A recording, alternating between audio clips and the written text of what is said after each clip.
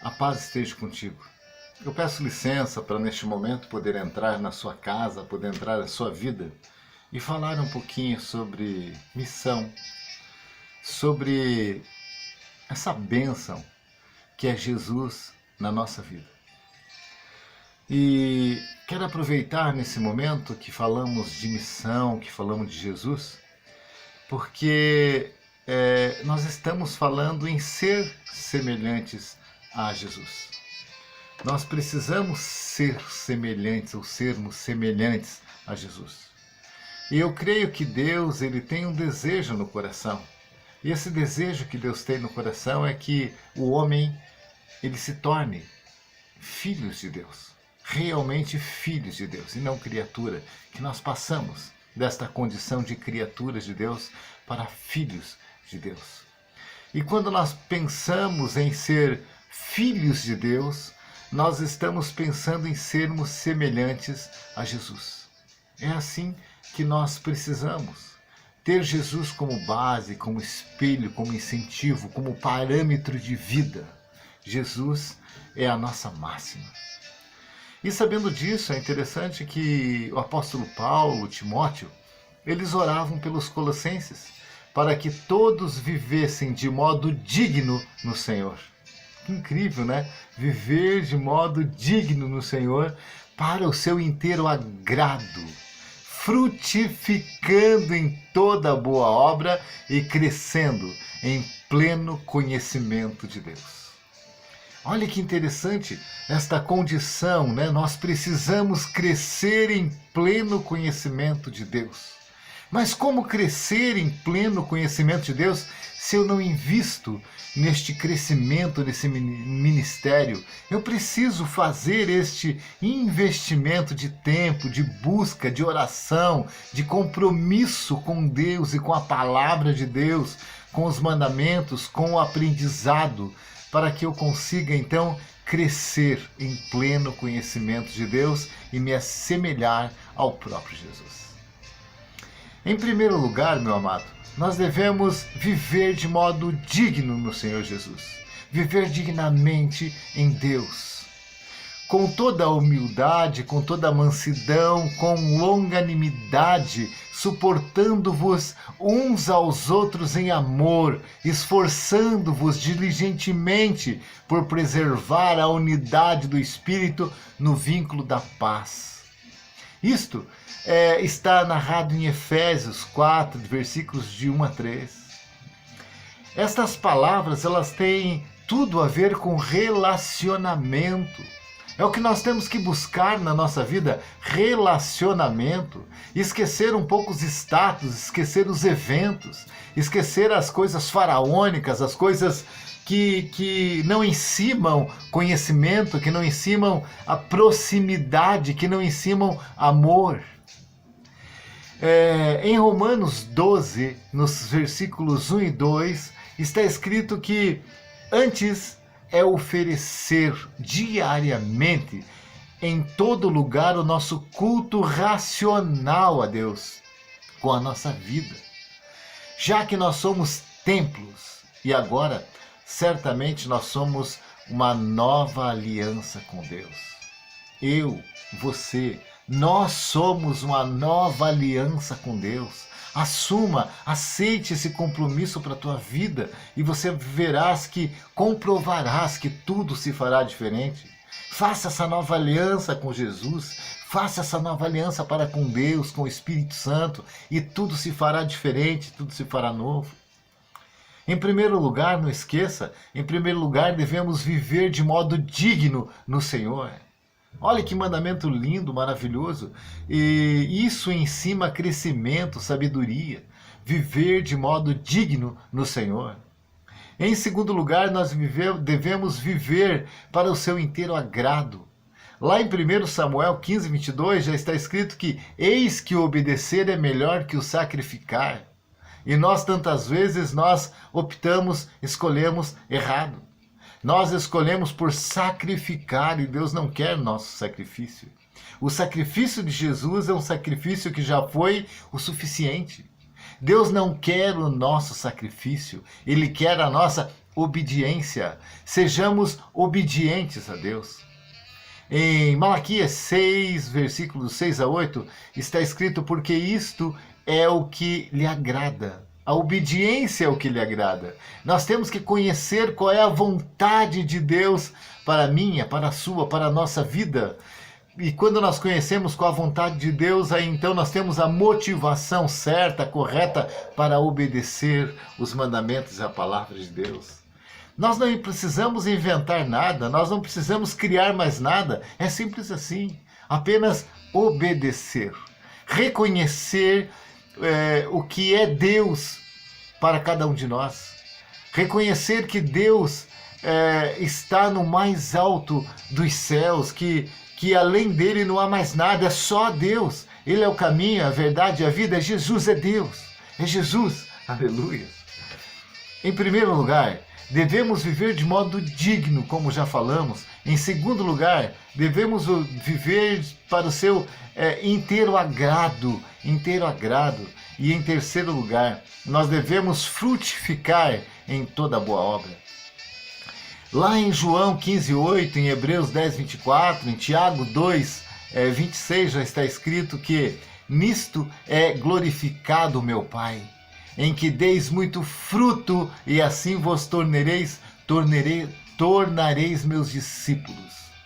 Nós só nos tornamos discípulos de Jesus quando nós frutificamos. Nós precisamos crescer a presença de Deus. Frutificar é deixar as pessoas verem em nós esse Cristo, esse Jesus, esse Espírito Santo maravilhoso, abençoador, que muda a minha razão de viver, a sua razão de viver. Aleluias, nós precisamos ser frutos, nós precisamos crescer na palavra, crescer no conhecimento. Sabe, quando nós crescemos na palavra, que nós somos frutos, isso representa que nossa vida ganha um novo resultado. Ou seja, nossas obras, elas refletem a nossa fé. Sobre a semente que caiu em boa terra, lembra dessa passagem? Então disse Jesus: são os que, tendo ouvido de bom e reto coração, retém a palavra, e esses frutificam com perseverança. Isso está lá em Lucas 8,15. Reter a palavra, ter ouvido bom e reto coração. Quando nós temos um bom ouvido e um reto coração, vontade, desejo, fazer a ação, isso tudo frutifica com perseverança. Aleluia. Primeiro, devemos viver de modo digno no Senhor. Segundo, devemos viver para o seu inteiro agrado. Terceiro, frutificar em toda boa obra. Quarto, devemos crescer em pleno conhecimento de Deus. Isso está lá em Oséias 4:1, em Hebreus 1:2. Devemos crescer em pleno conhecimento de Deus, buscar conhecer esse Deus, buscar estabelecer um relacionamento com esse Deus. Amados, conhecendo Jesus em relacionamento, nós crescemos no conhecimento com Deus. Relacionamento é estar junto, se apropriar da amizade, se apropriar da presença. Deus está junto de mim, junto de você, ao meu, ao seu, ao nosso lado o tempo todo. Não é Ele que tantas vezes nos abandona, somos nós que não nos apropriamos da presença de Deus, nós abandonamos Deus, sendo que Ele está sempre nos olhando, nos cuidando, mas nós rejeitamos os seus cuidados, nós rejeitamos o seu olhar, nós preferimos caminhar e andar pelas nossas vontades, pelos nossos desejos, e desta forma as coisas não funcionam. O que o apóstolo Paulo diz sobre Jesus, lá em Colossenses 1:15, este Deus é a imagem de Deus invisível. Este Jesus é a imagem de Deus invisível. É o primogênito de toda a criação. Jesus é a imagem invisível de Deus, o primogênito de toda a criação. Colossenses 1:15. Está lá para você verificar a hora que você assim preferir, assim queira buscar. Colossenses 1:15. E em Hebreus 1:3, lá está narrado que Jesus é a exata expressão de Deus. Jesus, o próprio Jesus disse a Filipe: quem me vê, ou quem vê a mim, vê ao Pai. Aleluias. Quem vê a mim, vê ao Pai. Então eu preciso primeiro enxergar Jesus para depois enxergar a Deus. Tremendo esse caminho. Não há outro caminho a não ser esse. Se você não conseguir visualizar Jesus na sua vida, você não vai conseguir enxergar o Pai. Isso está dito por Jesus. Está narrado por Jesus, não tem como não ser dessa forma. João 14, do 8 ao 10. Vou verificar, mas procure essa palavra. Qual é o caminho? Qual é o átrio?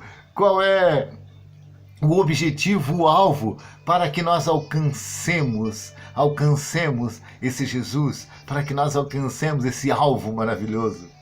Então veja, primeiro nós temos que, como está escrito lá em Colossenses 1:9, transbordeis de pleno conhecimento de sua vontade, em toda a sabedoria, em todo o entendimento.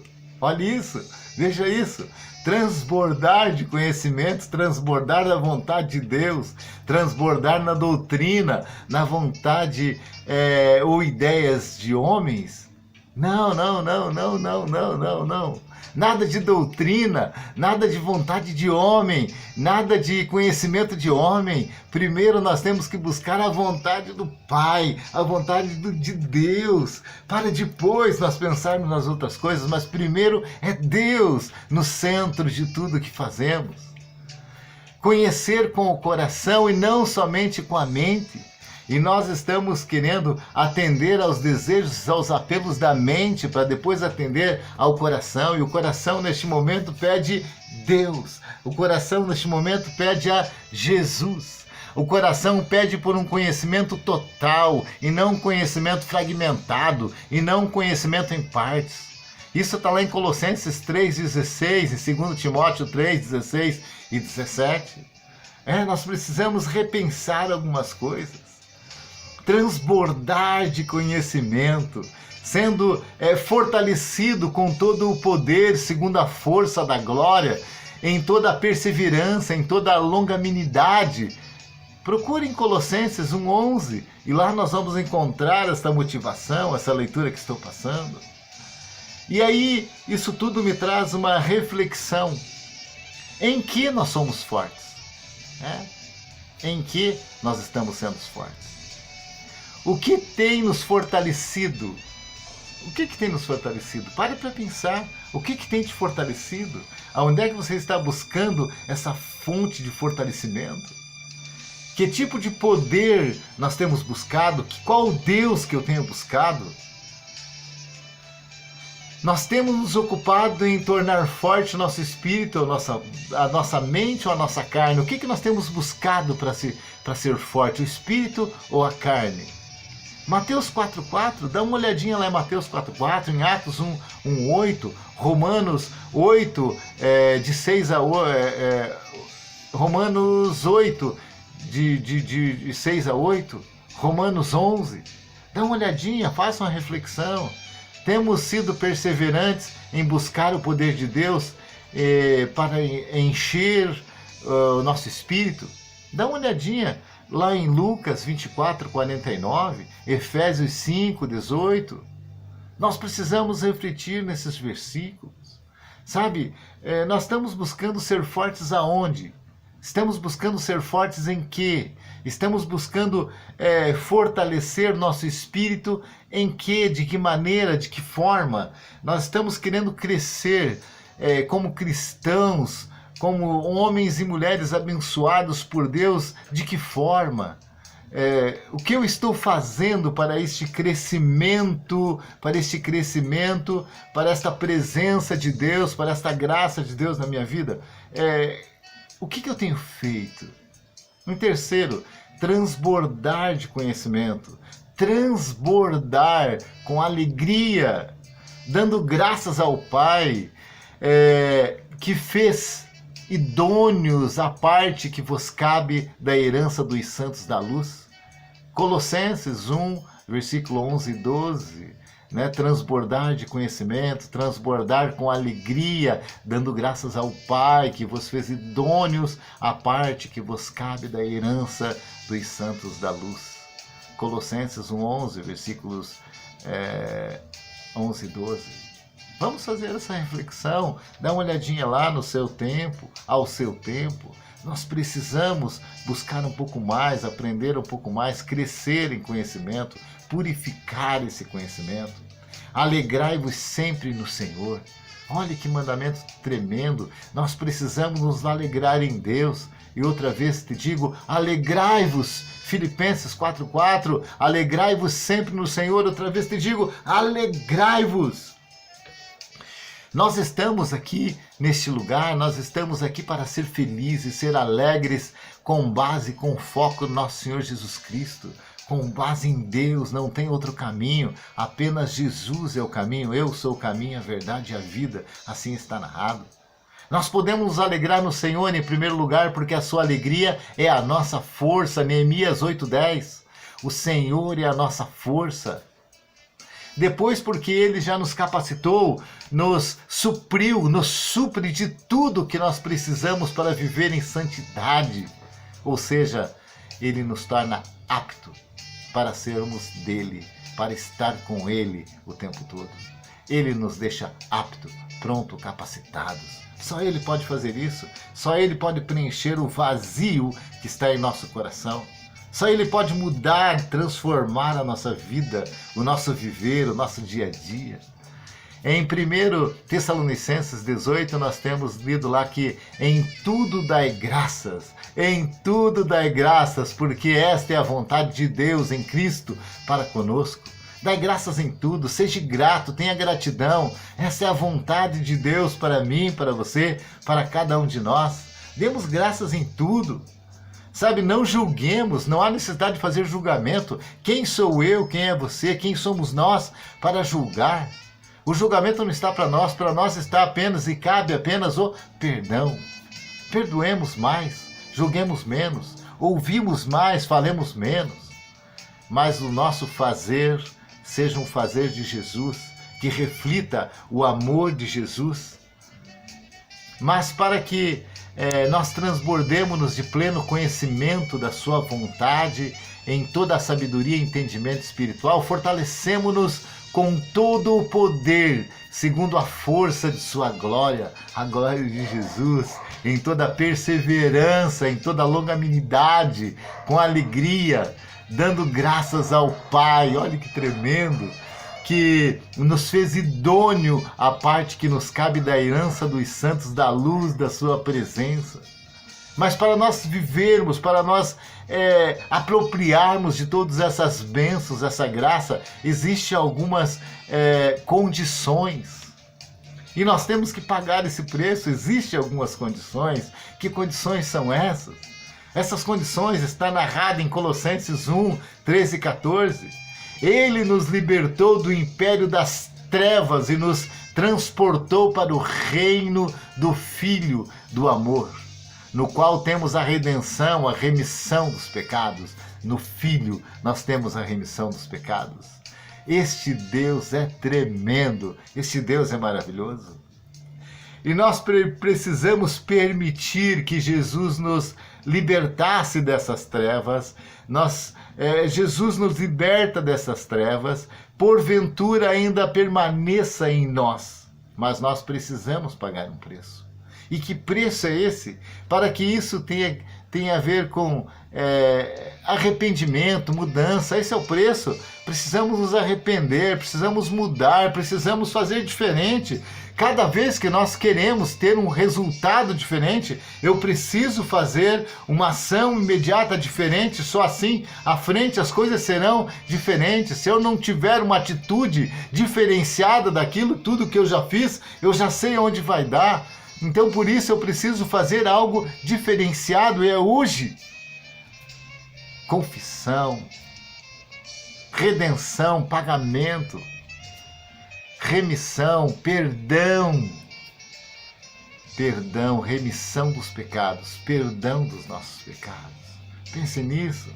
Em Colossenses 1, 15 e 19 está escrito: esta é a imagem de Deus invisível, o primogênito de toda a criação, pois neles foram criadas todas as coisas nos céus, sobre a terra. Aos visíveis e às invisíveis, sejam tronos, sejam soberanias, quer principados, quer potestades, tudo foi criado por meio dele e para ele. Tudo foi criado por meio dele e para ele. Ele é antes de todas as coisas. Ele, Jesus, é antes de todas as coisas. Nele tudo subsiste. Nele tudo subsiste. Ele é o cabeça do corpo. Ele é o cabeça da igreja. Ele é o princípio, o primogênito entre os mortos, para que em todas as coisas ter a primazia, porque aprouve a Deus que nele residisse toda a plenitude.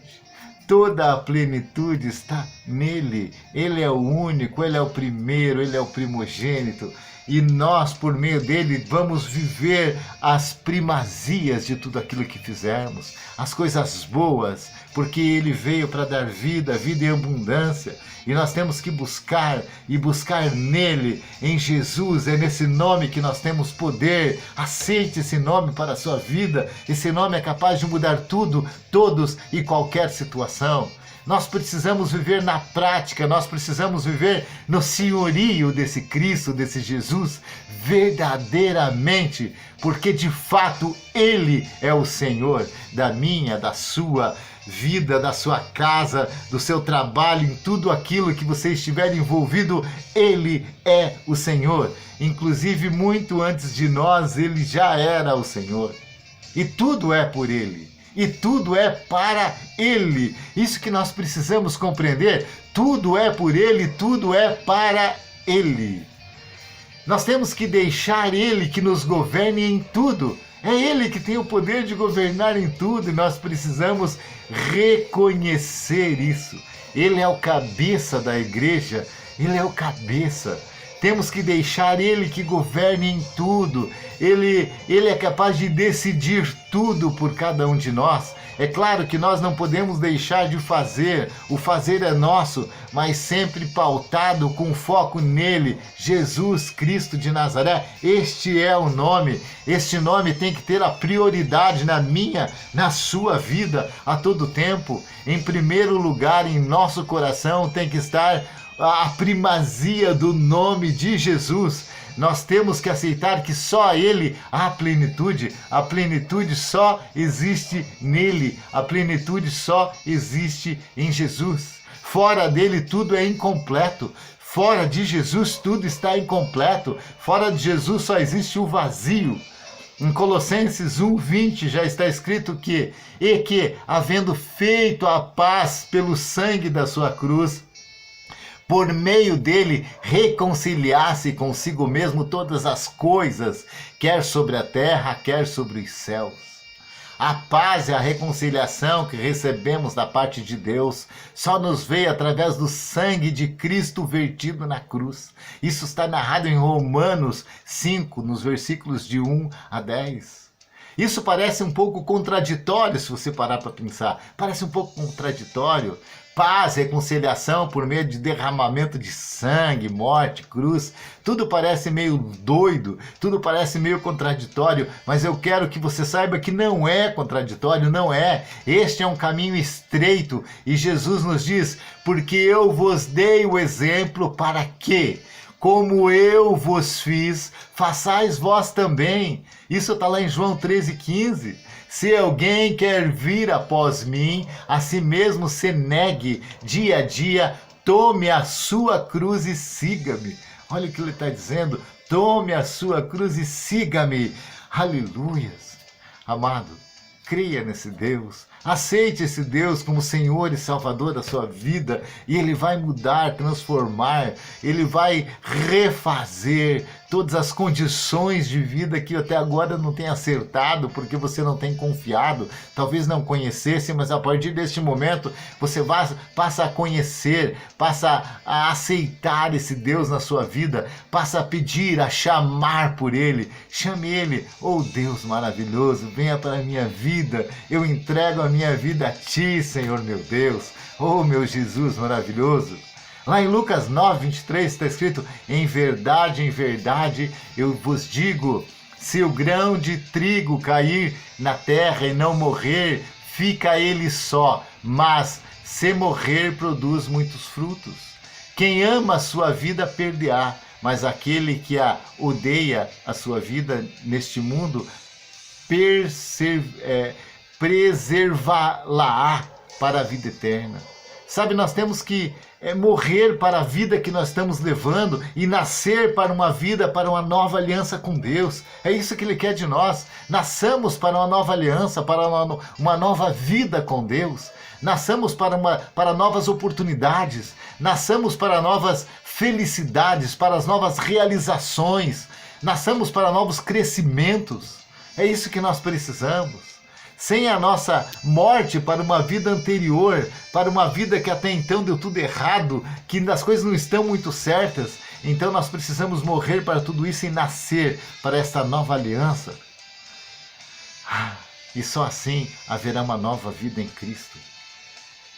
Lá em Colossenses 1, 21 e 23, está escrito que: e a vós outros também, que outrora erreis, estranhos e inimigos no entendimento pelas vossas obras malignas, agora, porém, vos reconciliou no corpo da sua carne, mediante a sua morte, para apresentar-vos perante ele santos, inculpáveis e irrepreensíveis, e se é que permaneceis na fé, alicerçados e firme, não vos deixando afastar da presença do Evangelho, que ouvistes e que foi pregada a tua criatura debaixo do céu, da qual eu, Paulo, me tornei ministro.